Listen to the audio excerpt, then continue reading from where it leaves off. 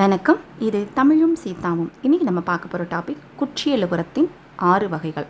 அதாவது சார்பெழுத்துக்களில் ஒன்று தான் குற்றியலுகரம். இந்த குற்றியலுகரம் 6 வகைப்படும். அந்த 6க்கான விளக்கம் தான் இன்றைக்கி நம்ம பார்க்க போகிறோம். நிச்சயமாக தேர்வில் கண்டிப்பாக வரும். இது முழு விளக்கம் தான். கொஞ்சம் பொறுமையாக கேட்டிங்கன்னா கண்டிப்பாக புரியும். சரிங்களா? சரி, இப்போ நெடில் தொடர் குற்றியலுகரம், அதாவது நெடில் தொடர் குற்றியலுகரம்னு சொல்லும் பொழுது இந்த இறுதி எழுத்துக்கள்லாம் எப்படி முடிஞ்சிருக்குன்னு சொல்லி நினைவில் வச்சுக்கொள்றதுக்காக சொல்கிறேன். உகரம் சவுண்டில் இருக்கணும். அதாவது கூ சூ டு தூ பூ ரு, இதை நம்ம சின்ன வயசுலேருந்து படிச்சுட்டு வரோம். ஸோ இந்த வார்த்தைகளில் உகரம் சவுண்டு வந்துச்சு அப்படின்னா அதை குற்றியலுகரம்னு சொல்லுவோம். அது எப்படி வகையில் நம்ம நெடில் குறில் அப்படின்னு சொல்கிறோம் அப்படின்னா பாகு. சரிங்களா? பா அப்படிங்கிறப்ப இது தனி நெடில். சரிங்களா? தனி நெடில்னா இந்த கூ சூடு தூபுரில் இதுக்கு முன்னாடி வர எழுத்தை பார்த்தீங்கன்னா பா, இது தனியாக வந்திருக்க நெடில்.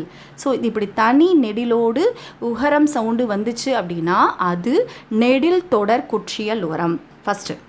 அடுத்தது ஆயுத தொடர் குற்றியலுகரம். நம்மளுக்கு தெரியும், மொழிக்கு இடையில் அக்கேனம், அக்கேனம்னா அந்த முப்பார் புள்ளி. சரிங்களா? இது வந்தது அப்படின்னா அது ஆயுத தொடர் குற்றியலுகரம். இது எல்லாருக்கும் தெரிஞ்ச ஒரு விஷயம். சரி, அதுக்கடுத்து நான் வன்தொடர் மென்தொடர் இடைத்தொடர் சொல்கிறேன் ஃபஸ்ட்டு. இப்போ நாக்குன்னு பார்த்துக்கோங்க. நான் என்ன சொன்னேன்? கூசூடு தூப்பூரில் 6 1 வந்திருக்கு. ஸோ உகரம் சவுண்டு. ஸோ இது குற்றியலுகரம் நம்ம தெரிஞ்சுக்கிட்டோம்.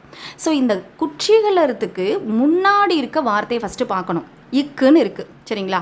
இக்கு இச்சு இட்டு இத்து இப்பெல்லாம் என்னன்னு சொல்கிறோம்? வல்லின எழுத்துக்கள்னு சொல்லுவோம்.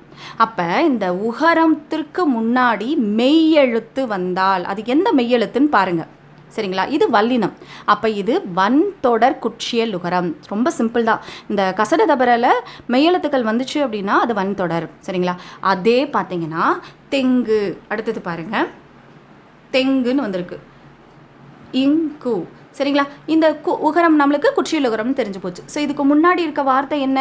இங்கு. சரிங்களா? இப்போ இந்த இங்குன்னா என்னது? வல்லின எழுத்துக்கள். சரிங்களா? சரி, மெல்லின எழுத்துக்கள். இங்கே என்ன நம்ம மெல்லின எழுத்துக்கள். சரிங்களா? அப்போ இது என்ன தொடர் குற்றியலுகரம்? மென் தொடர் குற்றியலுகரம். சரிங்களா?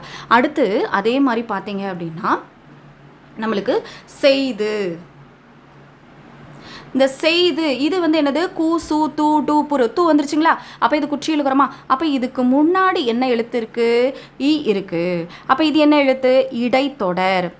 எரழவழ இடைத்தொடர். சரிங்களா? அப்போ இது என்ன குற்றியலுகரம்? இடைத்தொடர் குற்றியலுகரம். அப்போ மூணுலேயும் ஒரே விஷயம் தான் சொல்லப்பட்டிருக்கு. அந்த உகரத்திற்கு முன்னாடி வல்லின எழுத்து மெய்யெழுத்தாக வந்தாலும் இடையின எழுத்து மெல்லின எழுத்து இது மூன்றும் மெய்யெழுத்துக்கள் வந்தால் அந்தந்த குற்றியலுகரம். புரிஞ்சிருக்குன்னு நினைக்கிறேன். அப்புறம் சரி, அப்போ இங்கே பாருங்கள், அதே அழகு. நான் என்ன சொல்லியிருக்கேன்? இந்த உகரத்துக்கு முன்னாடி மெய்யெழுத்துக்கள் வரணும்னு சொன்னேன். ஆனால் இங்கே என்ன எழுத்து வந்திருக்கு? உயிர்மெய் எழுத்துக்கள். அப்போ இந்த லா அப்படிங்கிறப்ப இது உயிர்மெய் எழுத்துக்களா? இந்த உயிர்மெய் எழுத்துக்கள் அப்படிங்கிறப்ப இந்த லா அப்போ எப்படி பிரிக்கலாம்? இல் குட்டல் ஆ.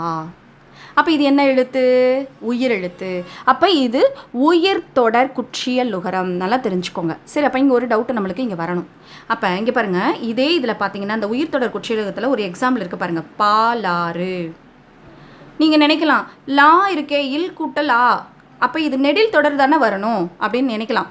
ஏன்னா ரூ கூ சூடு தூ பூரில் ஒரு வார்த்தை, அப்போ இதுக்கு முன்னாடி ஆ நெடில் வருது. அப்போ இது நெடில் தொடர் குற்றியலுகரமாக இருக்கலாம்னு நினைக்கலாம். ஆனால் அதான் கிடையாது. ஏ அப்படின்னு பார்த்தீங்கன்னா நான் சொல்லியிருக்கேன் நெடில் தொடர் குற்றியலுகரத்திற்கு பாகு. அப்போ இதுக்கு முன்னாடி தனி நெடில் வரணும்னு சொன்னேன். ஸோ தனி நெடில் வைத்து குற்றியலுகரம் வந்தால் அது நெடில் தொடர் குற்றியலுகரம். சரிங்களா? ஆனால் இப்படி பாலாறு அப்படின்னு 2 சொற்களுக்கு பின்னாடி அந்த மாதிரி வந்துச்சு அப்படின்னா அந்த இடத்துல நீங்கள் எப்படி பிரித்து பார்க்கணுன்னா இல் குட்டல் ஆண் பிரித்து அதை என்ன செய்யணும் அப்படின்னா உயிர் தொடர் குற்றியலுகரமாக கணக்கில் எடுத்துக்கொள்ளணும். சரிங்களா? அதை புரிஞ்சுக்கிறதுக்காக தான் நான் இந்த இடத்துல இவ்வளோ விளக்கம் கொடுத்தேன். இன்னும் மேலும் உங்களுக்கு இலக்கண குறிப்புகள் வேணும் என்றால் கமெண்ட்டில் தெரிவிக்கவும். நன்றி.